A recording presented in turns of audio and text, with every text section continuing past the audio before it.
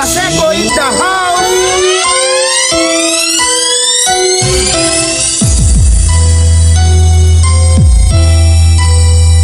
Yorme, Isko Moreno, salamat po sa pagbabago ng Baseco. Baseco, musta na? Alam mo bang nabis kita?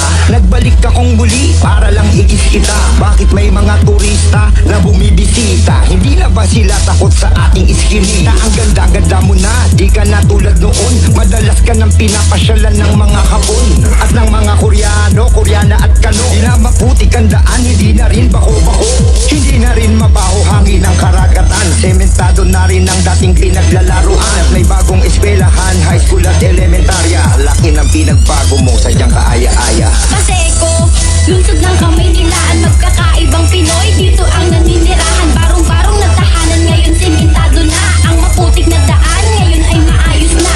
Baseco, lungsod ng Kamaynilaan, eto ang lugar na aking hinahangaan. Lubak nang maabutan ko ang paraisong to.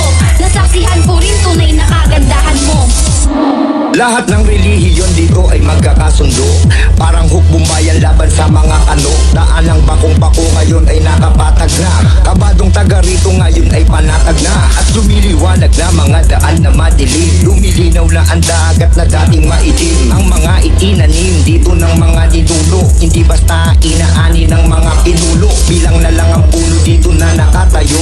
Ngunit napakarami ang barkong dumudunggo. Halos magkabunggo-bunggo at magkabuhol-buhol. Kontrolado bawat kilos at walang nabubundol. Baseco, lungsod ng Kamaynilaan, magkakaibang Pinoy, dito ang naninirahan. Barong-barong na tahanan, ngayon simentado na. Ang maputik na daan, ngayon ay maayos na. Baseco, lungsod ng Kamaynilaan, eto ang lugar na aking hinahangaan. Lubak nang maabutan ko ang paraisong ko.